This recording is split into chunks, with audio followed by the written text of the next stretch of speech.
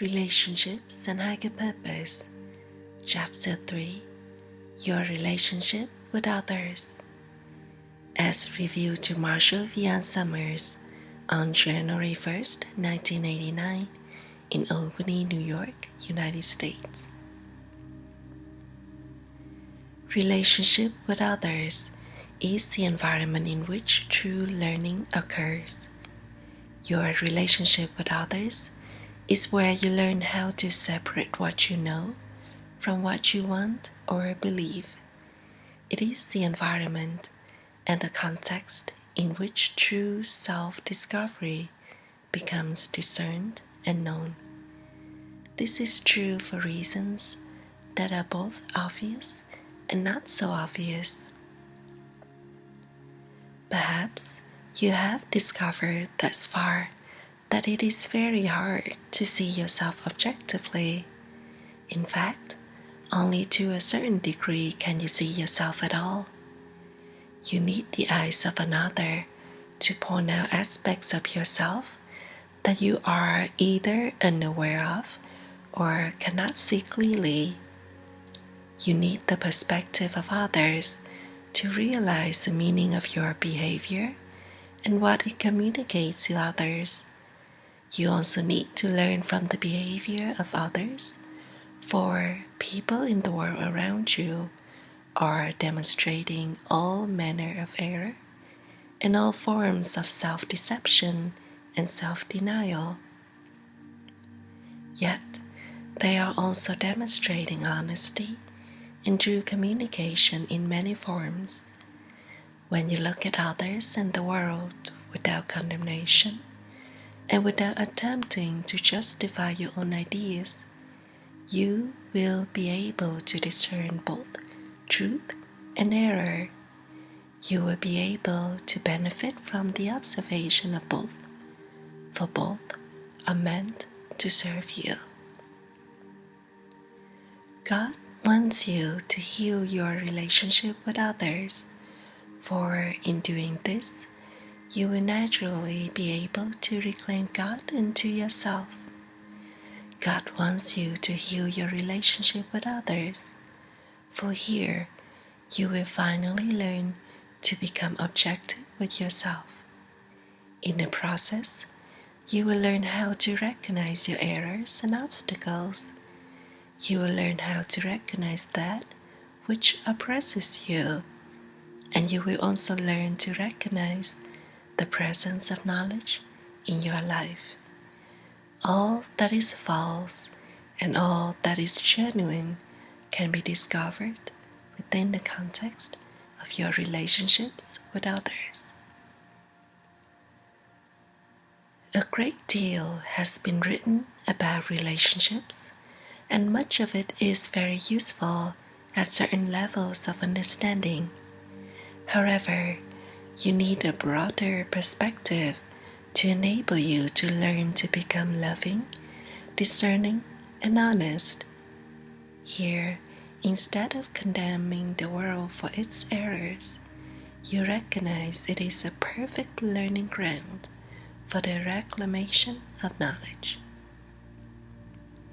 People are teaching you all manner of error, self-deception, and self-avoidance, and are demonstrating the results of this in their personal relationships and in their activities in the world. People are also demonstrating the results of this in how they use and relate to their bodies and their minds.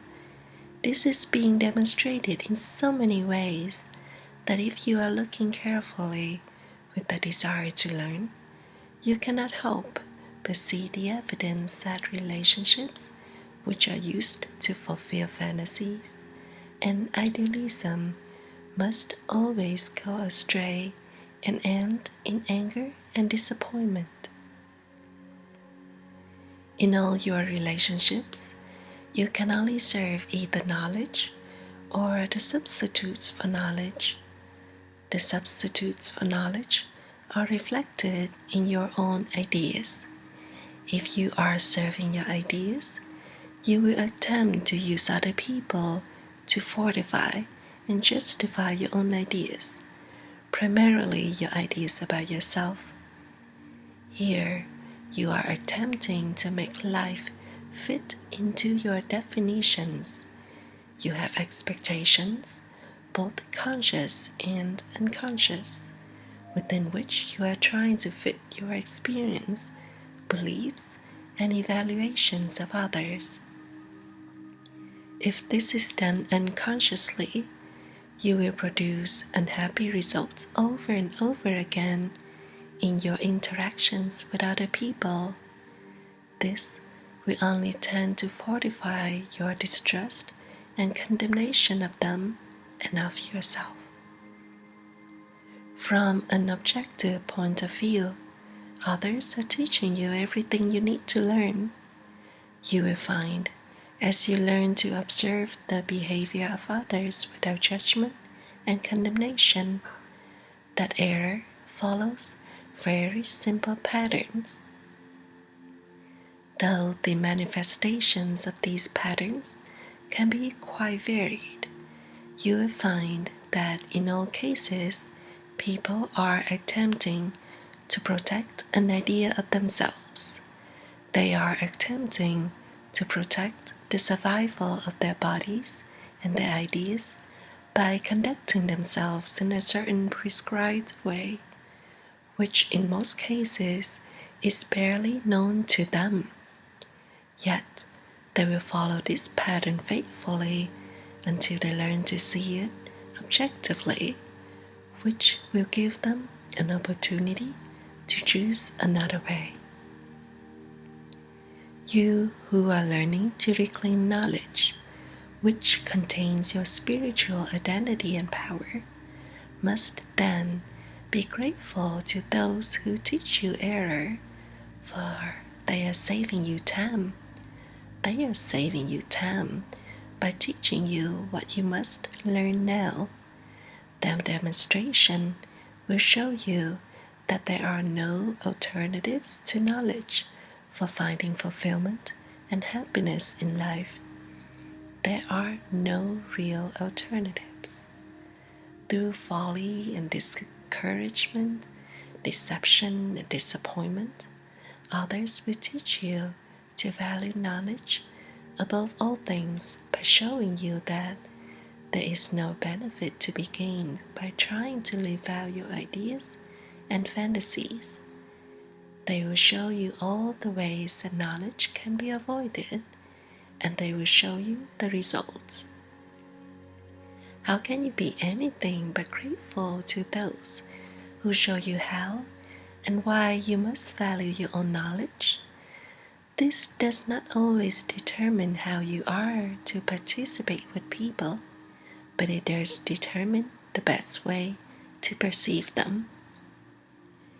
Everyone is always teaching you about the truth as well. Within their distorted thinking and behavior is the seed of truth. For every act and every communication holds within it a seed of truth. Though the acts and communication may, in the final expression, be distorted or destructive, or produce conflict and unhappiness, within them, people are trying to express something real. All human failure is the unsuccessful attempt at communication. As you learn to become strong with knowledge, you will be able to begin to discern the seeds of truth in people's communications. Then even those who openly support error can teach you that they are trying to express something real. Understanding this will enable you to learn the law of forgiveness, for you cannot overlook error in order to forgive it. You cannot deny error in order to forgive it, and you cannot call error by another name. You must see that error is a mistake, yet it can be a form of service, both through its demonstration of the need for knowledge and through the seeds of truth which it contains.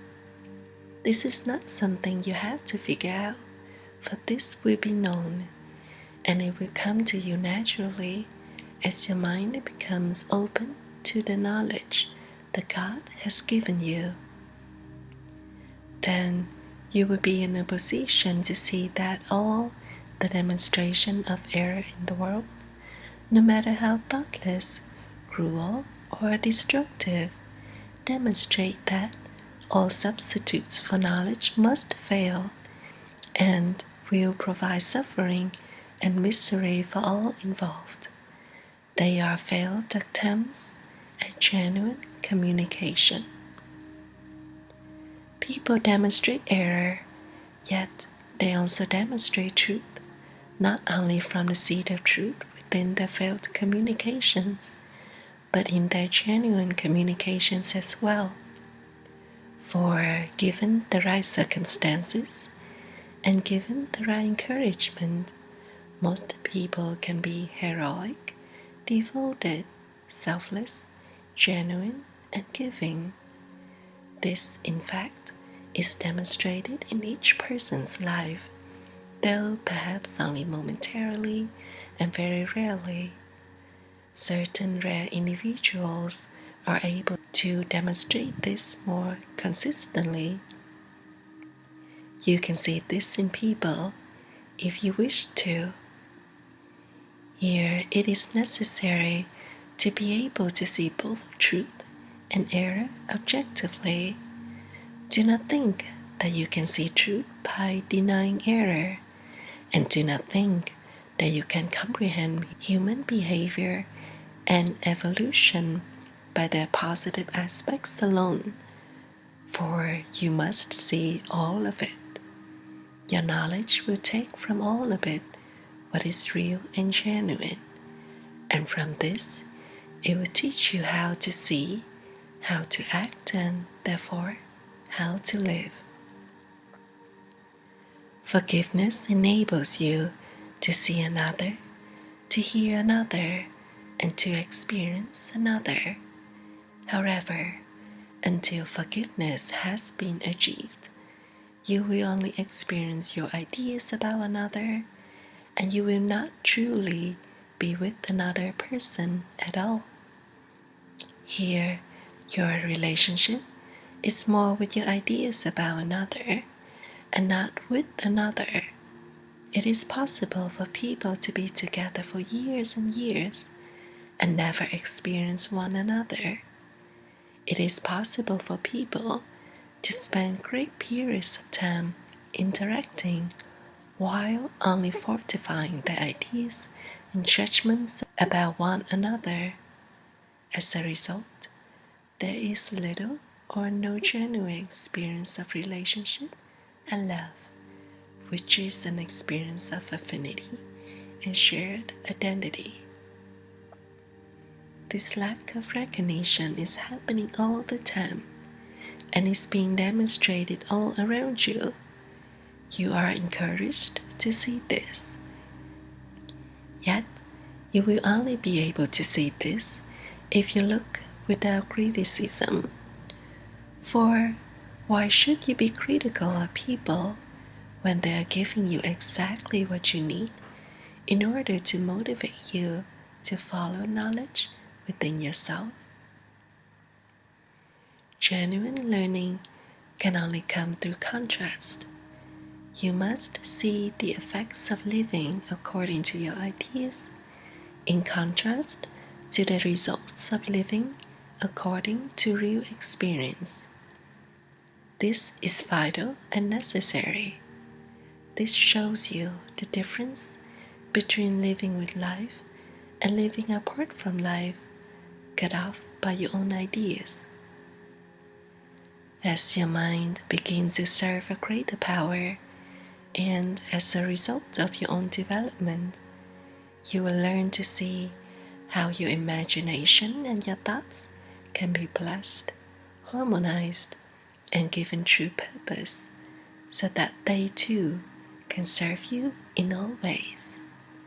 For you will continue to have an imagination, and you will continue to have thoughts. It is the purpose they serve, that demonstrates a value to you. It is emphasized in some spiritual teachings that everyone is equal and one with each other. This is true, but not on the level at which you experience life within this world. You experience life in this world in order to achieve certain goals through taking action with certain people. This creates a necessary division of labor because the world is a place to work and to learn. Here, people function in different capacities, in different roles, with different ranges of ability and different specialization. Even in a very perfect sense, in the world, this would still be true. Therefore, there is an inequality of role and function. Yet, this does not belittle or condemn anyone, because in truth, all are learning to serve the reclamation of knowledge. Everyone is a student, everyone is learning, and everyone is contributing truth and error to some degree. This is seen in a very perfect way. Yet, here you must accept that you cannot experience a harmonious relationship with everyone you meet because you were designed to do something specific with certain individuals. Because you were so designed, you need to find those people who have a similar designation. With them, you will have the opportunity to match your design perfectly with that design in order to achieve the desired result. Knowledge both within you and within them will help you find one another. Here, however, you must be very careful because your own personal passions, beliefs, and affections can cloud your vision and masquerade as knowledge itself. It takes great discernment to recognize another person whose design is meant to complement yours. Even here, you must be certain that you are prepared for such an encounter, for the success of this relationship is not only based on potential, but on readiness and manifest ability. This requires restraint and discernment. Knowledge will show you everything you need to know within yourself, if you will but follow knowledge. But following knowledge requires refinement and preparation. It requires both learning and unlearning. It requires that you learn to recognize the purpose and value of your relationships. Your inner teachers who watch over you place great value on your interactions with others, for this is what will either reinforce or deny the truth within you. These interactions will provide the environment where you will either reclaim your true self or deepen the darkness of your separation and self-doubt.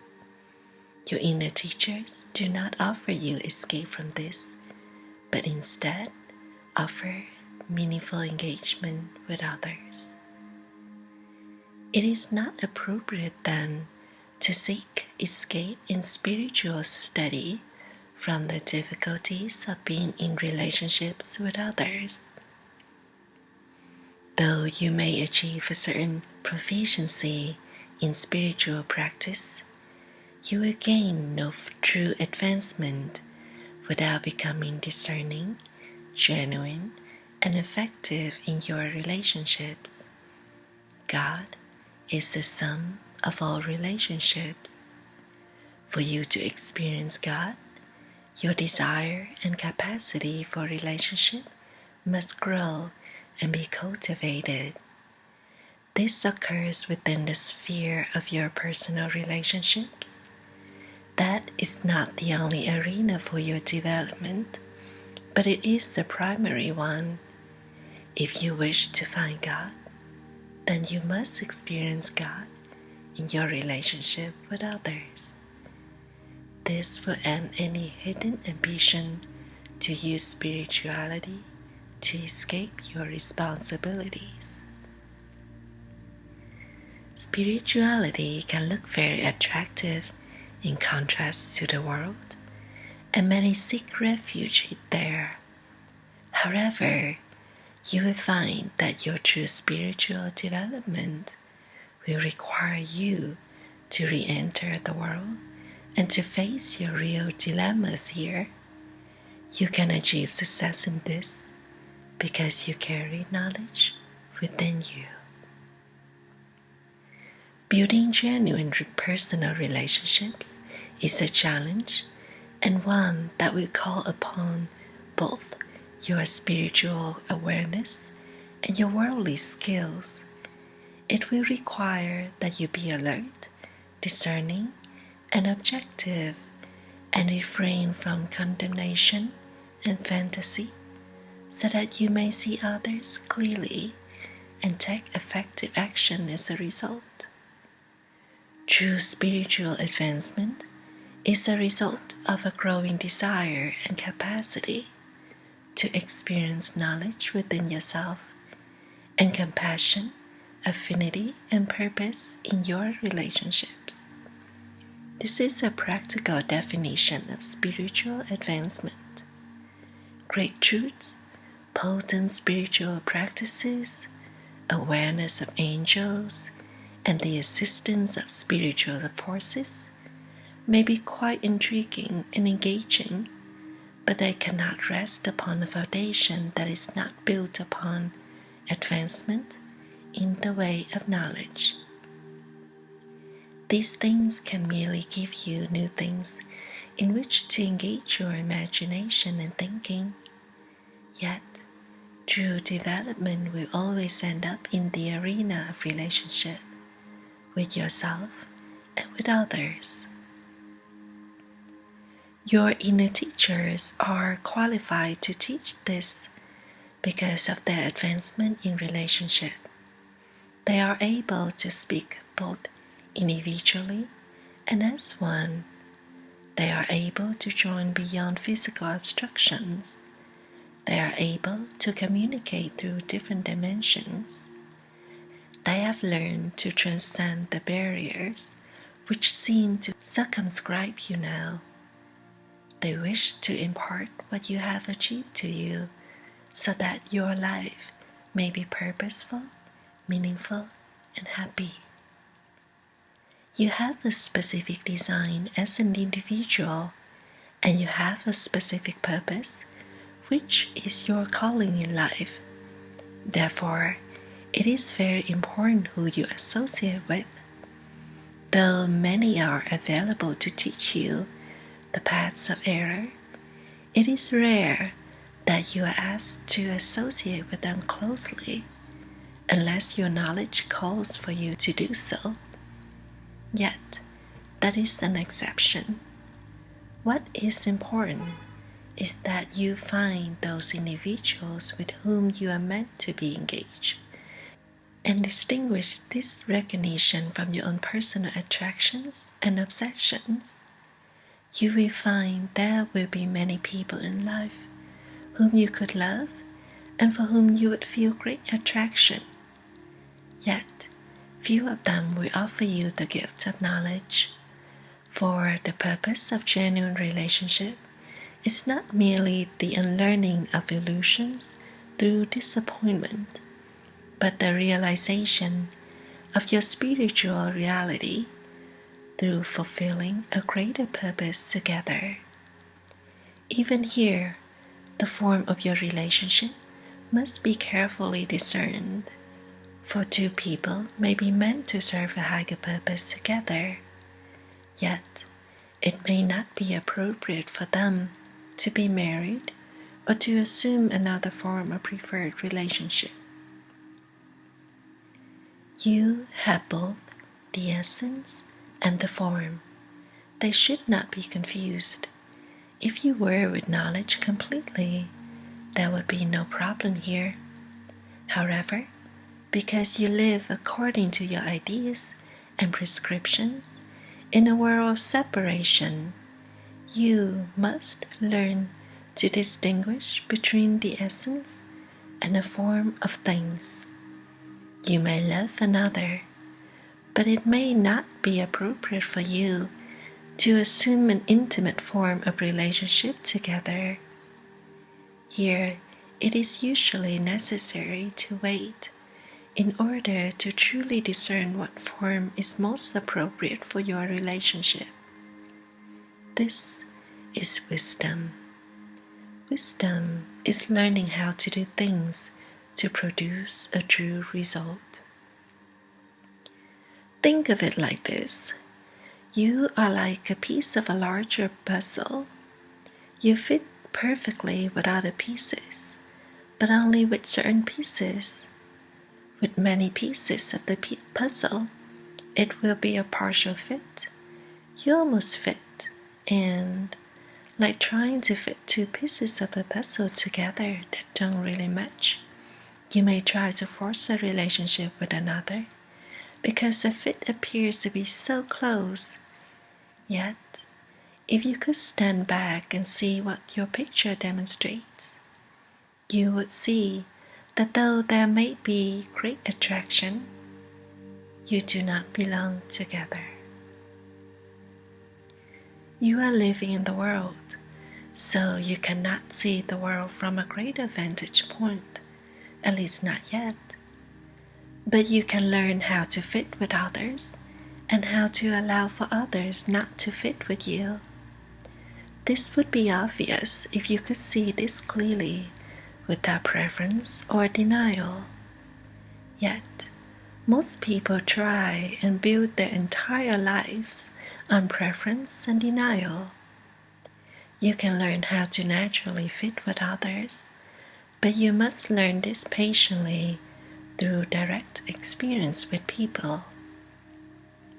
Here it is necessary to accelerate your learning process so that it may save you years of difficult learning and disappointment. This will save you time. If you could stand back and view the fabric of human relationships, you will see that it creates a picture. All the pieces together create a picture. For you, the pieces all seem to be scrambled, and there is no apparent relationship between them. Yet, your inner teachers, who stand beyond the world, can see the picture that your puzzle creates. They also see that from your standpoint, the puzzle is in complete disarray. Learning wisdom and discernment in relationships will enable you to find those pieces with which you fit perfectly. However, this will require patience and restraint on your part. It will be necessary to cultivate these two abilities. You will find many situations where you almost fit with another person, but not completely, and you will be tempted perhaps to force yourself together and to deny or overlook the obvious reasons why you cannot join. Here, you may justify your efforts in the name of personal growth, especially if there is a spiritual resonance between you and the other person. You may justify your efforts in the name of love, thinking that if you love the other person enough, you will be able to join with them. But in order to find those individuals with whom you are meant to be joined, you must become free from these other attempts at relationship. You must step away from them. Do this with courage, even though it may be painful. Here you open and prepare yourself for true engagement. If you have developed the necessary patience and discernment, you will be able to recognize this engagement without a great deal of speculation or evaluation.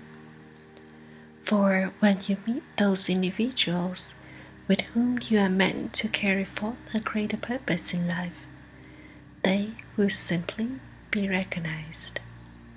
There will not be a frenzy of emotion in being around them. You will not be passionately swept away and deliriously captivated with their presentation of themselves. No, it will be quiet, it will be simple, it will be deep. They will be known. You will fit together easily, because two pieces are fit together to fit together easily. And though there will be personal problems along the way, and though there will be some disagreements and discord, your essential natures will complement each other perfectly, and you will realize that relationships are the means and not the end for experiencing a greater purpose in life. Therefore, do not think that if you are enlightened, you can join with any person to whom you are attracted. Do not think that if your mind were clear and your heart were pure, that you could be in intimate relationship with anyone you desire. Do not assume that if your spiritual natures were both activated, that you could heal all wounds in a relationship and overcome all obstacles, for this is surely not the case. Only in fantasy can this be seriously entertained. Life will demonstrate to you over and over, in many situations, that this is not the case. You are like a piece of a puzzle. You cannot see your own shape clearly because you are inside of your shape. But if you could see your shape objectively from a distance, if you could see yourself in true relationship with others, you would learn a great deal about your nature and design. People are often too afraid of self-condemnation to look at themselves objectively, because they think that all that they will see is their own error. They are afraid that if they uncover the real truth about themselves, they will be permanently and completely discouraged. Yet, what they will begin to see is their specific design. They are afraid that if they uncover the real truth about themselves, they will be permanently and completely discouraged. Yet, what they will begin to see is their specific design. You were indeed designed for something that you have not yet discovered, and until you do discover it, you will tend to misconstrue your design or to deny it altogether. Recognizing your design leads to self-acceptance and self-trust. This makes self-appreciation possible because there is no deception here. But your design cannot be discerned alone, for it is only meaningful in relationship with others. Your unique shape only has relevance in relationship with those with whom you fit in the puzzle itself. That is why alone you cannot fully know yourself.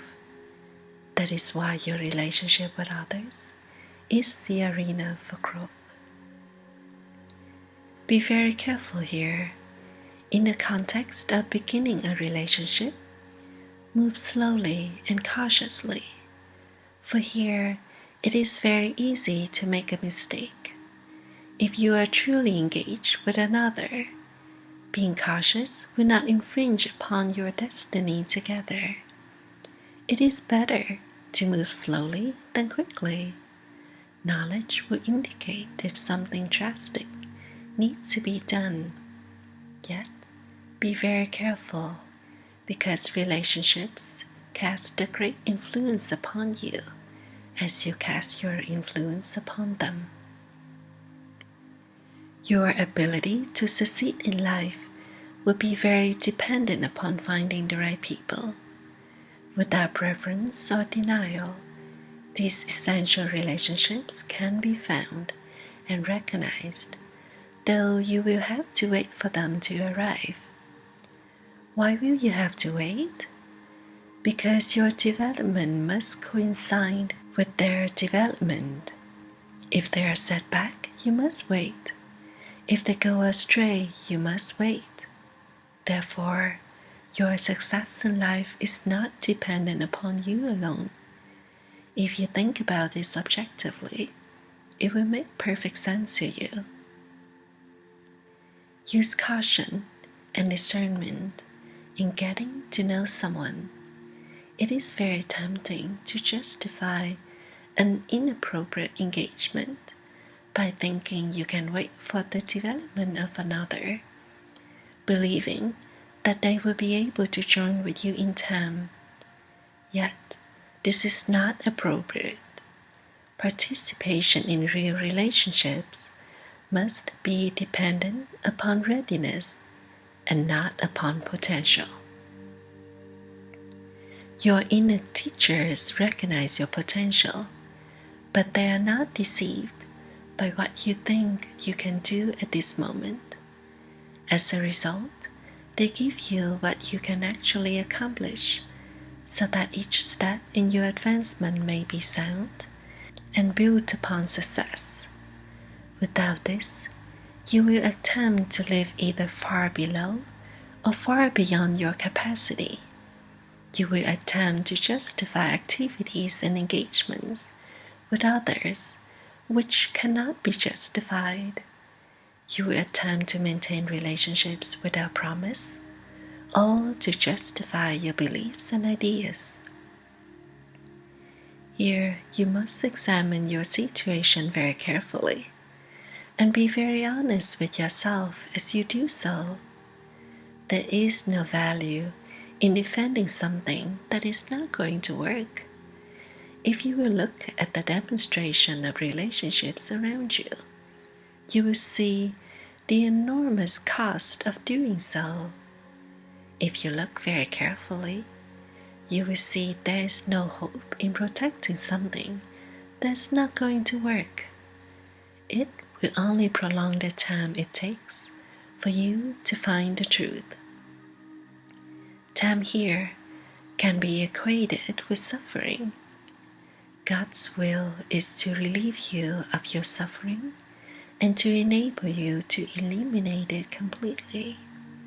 This requires that you find the most expedient means to learn through experience how to apply knowledge.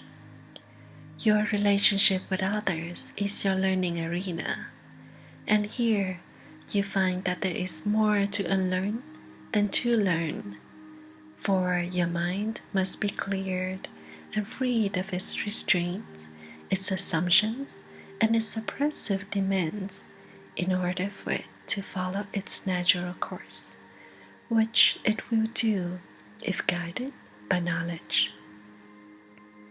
Preparation is necessary. You can prepare for real relationship without travail and without having to undergo one terribly disappointing engagement after another. However, to do this, you must learn to look, to see, to feel, and to know. You must learn to become objective about your motives and assumptions, and learn from both the demonstrations of truth and of error from people around you. If you are open and if you are learning to trust knowledge, to whatever extent that you experience it, you will be able to move forward and learn that which is essential for your empowerment and for your happiness. However, there are many pitfalls in this journey, and many of them will be illustrated in this book. There are many opportunities for error, and there are many situations where you cannot know what you have to learn. Yet, if you look at others, and if you observe yourself as you participate with others objectively, without condemnation, you will be able to learn with a minimum of difficulty and disappointment. Yes, it is true that many ideas that you have about yourself will have to be relinquished, but what are ideas about yourself compared to the glory of your spiritual nature and the power of your genuine relationships in life? How little you sacrifice for something so great. Your sacrifice is so little. It is non-existent. It is merely giving up that which shackles and burdens you, that which oppresses you and makes you a slave to little things. This you give up for the freedom of finding true relationship and true accomplishment in the world. Therefore, do not think of your spiritual advancement in terms of sacrifice. Think of it in terms of being free from a prison of your own making. Think of it as a full utilization of your inherent skills and abilities. Think of it as a true engagement with others in community and in genuine marriage, so that you may proceed forward with certainty. You have good cause to love others because they are teaching you everything you need to learn. You have no cause to condemn them, no matter how grievous their errors. Even the most grievous error will show you your own need for knowledge and your own need to allow your spiritual nature to speak through you. Here you can celebrate the achievements of humanity, and you can learn accurately from its errors and difficulties. This is the basis for love in the world. This is the basis for true objectivity. To achieve this, however, you must have the commitment to reclaim your knowledge and to follow the way to knowledge. This is a commitment to discover your spiritual nature. Building this commitment over time gives you the ability, the perspective, and the opportunity to view relationships in an entirely new way. There is really no other alternative that is in any way beneficial. Without this commitment, you will become isolated again in your own condemnation and misery. You will live according to your ideas alone, and they will be harsh rulers, and you will be a slave unto them. It is important here to remember that separation itself is a competition for power. It is attempting to live without God in the universe. Or, in other words, it is attempting to be in life without the source of your life. In the context of a relationship, it is attempting to be in relationship with another without really being with another. It is attempting to have love without giving love. If you have made an accurate assessment of your relationships in the past, you will see that I have taught you to value your own inner guidance and your own intuition, and to trust your deeper discernment. For in many cases, you may see that you recognize the outcome of the relationship at the very outset. In many cases, you knew that it would not work, but you chose to have the immediate gratification of being together at the expense of your future happiness and well-being. If this has been your experience, learn from this and do not condemn yourself, because this realization is necessary to enable you to value knowledge and to give your knowledge priority over the immediate gratification of your wishes and preferences. This is part of the maturity which is necessary for true advancement. For you to find your higher purpose in life, you must not fall prey to the many attractions along the way. These attractive engagements with others will rob you of your knowledge and will prevent your genuine relationships from coming into being. As it has been said, others will teach you through demonstration all the manifestations of error. Yet, it is important to realize that many of these manifestations of error will be attractive and seductive. That is why you may learn from another who is demonstrating error, but you are rarely advised to be in close proximity to them. Choose your engagements carefully, enter into them slowly, and allow your knowledge, as opposed to your ambition, to guide your actions. You lose nothing by moving slowly. You risk everything by moving quickly. If you cannot allow yourself to move slowly, you have good cause to distrust your motives already. Knowledge within you will indicate where you need to be, how you need to participate with others, and to what extent you are to give yourself to any relationship. Your ability, then, to discern your knowledge, to accept your knowledge, and to follow your knowledge is the key to your success. This is the very essence of spiritual development. Knowledge must be demonstrated in your relationships, for these are the most difficult areas in which to be impartial. These are the most difficult areas in which to act without fear, guilt, or preference. And these are the most difficult areas to release that which does not serve you.